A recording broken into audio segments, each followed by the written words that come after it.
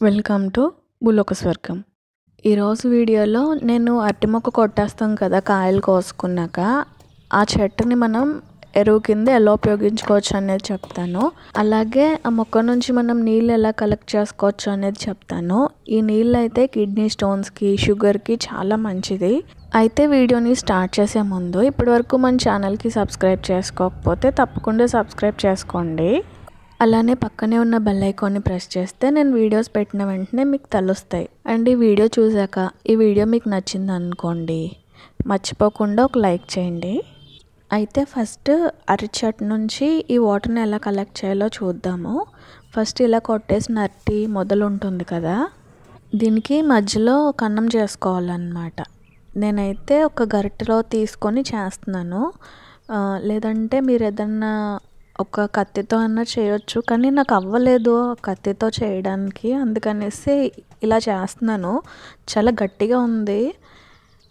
కత్తితో కూడా కోర్స్ చేయొచ్చు అనుకుంటున్నాను నేను. అంటే నాకు ఇలా చేశాక ఐడియా వచ్చిందనమాట, ఇంత గట్టిగా ఉంది కదా అనేసి. చాలా టైం పట్టింది నాకు ఇలా కన్నం అవ్వడానికి. ఆ కొరకు ఇలా మధ్యలో కన్నం చేశాను అనమాట. ఇలా కొంచెం లోతుగా ఎంత కన్నం చేసుకుంటే మనకు అంత వాటర్ వస్తాయి ఇందులోంచి. ఇప్పుడు ఈ కన్నం పైన ఏదన్నా మూత పెట్టేసుకోవాలి. నేను ఈ అరిటాకు పెట్టేసి రబ్బర్స్ పెట్టేస్తున్నాను అనమాట. లేదంటే కవర్ అన్నా పెట్టుకోవచ్చు, అంటే లోపలికి ఏమీ మట్టి అది పడకుండా. ఇలా మూత పెట్టేసి ఒక రోజంతా అలా ఉంచేసాం అనుకోండి, నెక్స్ట్ డేకి ఇందులోకి వాటర్ ఊరిపోయి ఉంటాయి అన్నమాట. ఈ కన్నం నిండా వాటర్ ఊరిపోయి ఉంటాయి. ఇది నెక్స్ట్ డే అనమాట. చూడండి దీని నిండా ఎన్ని వాటర్ ఉన్నాయో. మొత్తం చాలా క్లియర్గా ఉంది, నార్మల్ వాటర్ లానే ఉంది. ఇప్పుడు ఈ వాటర్ని గ్లాస్లోకి తీసుకుందాము. ఈ వాటర్ అయితే చాలా మంచిదంట, అంటే కిడ్నీ ప్రాబ్లమ్స్కి, అలానే షుగర్ ఉన్న వాళ్ళకి కూడా చాలా మంచిదంట. ఇంకా చాలా ప్రాబ్లమ్స్కి మంచిదనేసి రాశారు ఈ వాటర్. ఎప్పుడన్నా మీరు కూడా మీ ఇంట్లో అరటి చెట్టు కొట్టేస్తే ఇలా ట్రై చేయండి. ఇంకా ఈ వాటర్ ఫ్లేవర్ వచ్చేసి కొంచెం అరటి ఫ్లేవర్లో ఉంది. అరటి అంటే స్వీట్ లేదు, కానీ అరటి ఫ్లేవర్ ఉంటుంది కదా, ఆ టైప్లో ఉంది. లైట్గా ఒగ్గరు కింద అది ఉంది.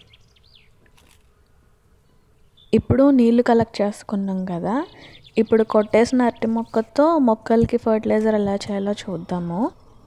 ఈ అరటి మొక్క ఉంది కదా, దీన్ని కొంచెం చిన్న చిన్న పీసెస్గా కొట్టుకోవాలి. అప్పుడు మనకి ఫర్టిలైజర్ చేసుకోవడానికి ఈజీగా అవుతుంది అన్నమాట. మామూలుగా మనం అరటిపళ్ళతో చేస్తుంటాం కదా, ఇలా అరటిపళ్ళు బెల్లం కలిపి ఎంత బాగా పనిచేస్తాయో అరటిపళ్ళు మొక్కలకి, ఇలా అరటి మొక్క కూడా చాలా బాగా పనిచేస్తుంది. పువ్వులు అది చాలా బాగా పోస్తాయి.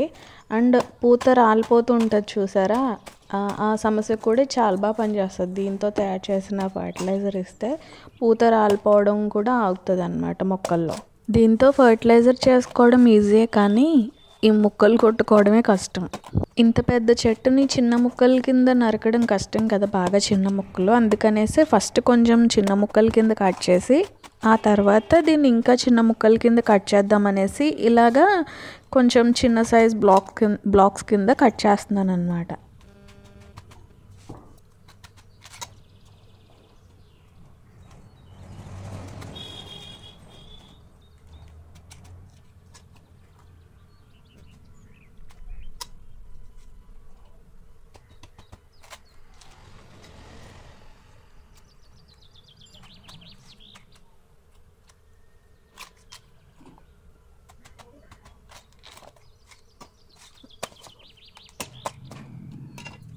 ఇప్పుడు కటింగ్లో ఫైనల్ స్టెప్ అన్నమాట. ఇంకా చిన్న చిన్న ముక్కల కింద కట్ చేయాలన్నాను కదా, ఇప్పుడు కట్ చేసుకోవడమే.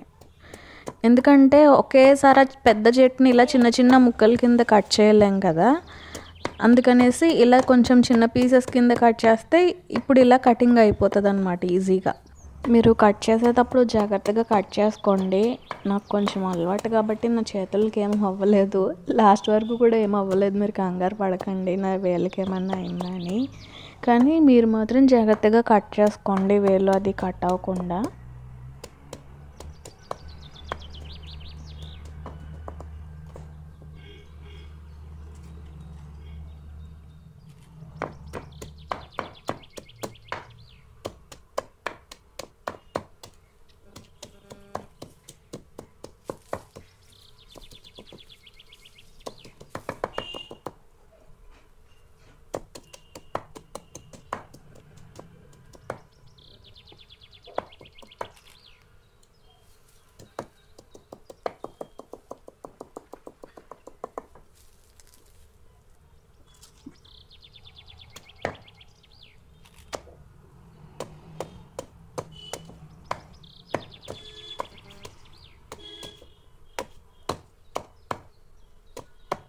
ఇప్పుడు ఇలా ఈ ముక్కలు కొట్టుకున్నవన్నీ ఒక దాంట్లోకి తీసేసుకోవాలి.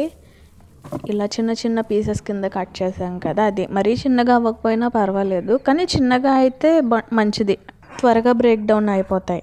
అంటే మనం చేసే ప్రాసెస్ ఏదైనా సరే, ఏ ఎరువులు తయారు చేసినా సరే ఈ సూక్ష్మజీవులు ముఖ్యం అన్నమాట. సూక్ష్మజీవులకి మనం ఆహారం తయారు చేస్తాం, అవి తిని అవి వేసిన వ్యర్థాలు మాత్రమే మన మొక్కకి వేస్తాం అన్నమాట. ఇప్పుడు ఎలా అంటే ఇప్పుడు మనం తయారు చేసాం, ఈ లిక్విడ్ మొక్కకి వేస్తాం అంటే ఈ లిక్విడ్లో జీవుల యొక్క వ్యర్థాలు ఉంటాయి అన్నమాట, అది మొక్కలకి బలం. ఇప్పుడు ఇందులోకి గోమూత్రాన్ని యాడ్ చేస్తున్నాను. ఈ గోమూత్రంలో ఉండే సూక్ష్మజీవులు ఈ అరటి ముక్కలు ఉన్నాయి కదా, వాటిని తిని మనకి మంచి ఫర్టిలైజర్ని తయారు చేస్తాయి. మీ దగ్గర గోమూత్రం లేదనుకోండి, వేస్ట్ డీకంపోజర్ ఉందనుకోండి, అది కూడా యాడ్ చేయొచ్చు. ఎందుకంటే వేస్ట్ డీకంపోజర్ని ఈ గోమూత్రం అండ్ ఆవు పేడలో ఉండే మైక్రో ఆర్గనిజమ్స్తోనే తయారు చేస్తారు. ఇప్పుడు ఇందులోకి ఒక పిడికెడంతా ఆవు పేడ తీసుకోండి, పచ్చిదే.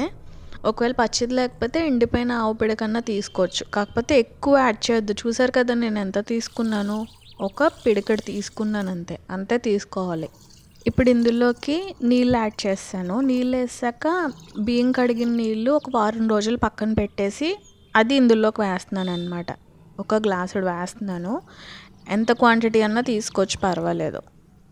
నెక్స్ట్ ఒక చిన్న బెల్లం ముక్క వేసేసి ఒక 1 వీక్ పాటు అలా పక్కన పెట్టాలి. ఒక వారం రోజుల పాటు పక్కన పెట్టేసి అప్పుడు మనం యూస్ చేసుకోవచ్చు. ఇది ఇవ్వడం వల్ల మొక్కలకి పువ్వులు బాగా పూస్తాయి అండ్ కాయలు కూడా పెద్ద సైజులో వస్తాయి అన్నమాట. అయితే అన్ని మొక్కలకి ఇవ్వచ్చు, కొబ్బరి చెట్టుకు తప్ప. ఎందుకంటే నేను ఒక బుక్లో చదివాను అన్నమాట, బియ్యం కడిగిన నీళ్ళు కొబ్బరి చెట్టుకు వేస్తే కొబ్బరి చెట్టు చచ్చిపోతుంది అనేసి. మిగిలిన అన్ని చెట్లకి వేయచ్చు కానీ కొబ్బరి చెట్టుకు మాత్రం మట్టి పరిస్థితుల్లో వేయొద్దు అనేసి రాసుంది. మరి ఇందులో మనం బియ్యం కడిగిన నీళ్ళు వేసాం కాబట్టి కొబ్బరి చెట్టుకి వేయొద్దు. ఒకవేళ మీరు బియ్యం కడిగిన నీళ్ళు యాడ్ చేయకుండా ఉంటే మీరు కొబ్బరి చెట్టుకు కూడా ఇవ్వచ్చు ఈ ఫర్టిలైజర్ని. దీన్ని ఒక వారం రోజుల తర్వాత మొక్కలకి వేసుకోవాలి, అది కూడా డైరెక్ట్గా కాదు, నీళ్ళల్లో కలిపి డైల్యూట్ చేసి అప్పుడు మొక్కలకి వేసుకోవాలి. సో ఇదండి వాళ్ళ వీడియో. ఈ వీడియో ఎలా అనిపించిందో నాకు కామెంట్స్లో చెప్పండి. అలానే ఈ వీడియోకి ఒక లైక్ చేసి మన ఛానల్కి సబ్స్క్రైబ్ చేసుకుని పక్కనే ఉన్న బెల్ ఐకాన్ని ప్రెస్ చేయడం మర్చిపోకండి. అండ్ ఈ వీడియో మీకు ఇన్ఫర్మేటివ్గా అనిపిస్తే, వేరే వాళ్ళకి ఉపయోగపడుతుంది అని అనుకుంటే మీ ఫ్రెండ్స్లో కానీ ఫ్యామిలీ మెంబర్స్లో కానీ గార్డెనింగ్ అంటే ఇంట్రెస్ట్ ఉండి గార్డెనింగ్ చేసే వాళ్ళు ఎవరైనా ఉంటే వాళ్ళతో ఈ వీడియో షేర్ చేసుకోండి.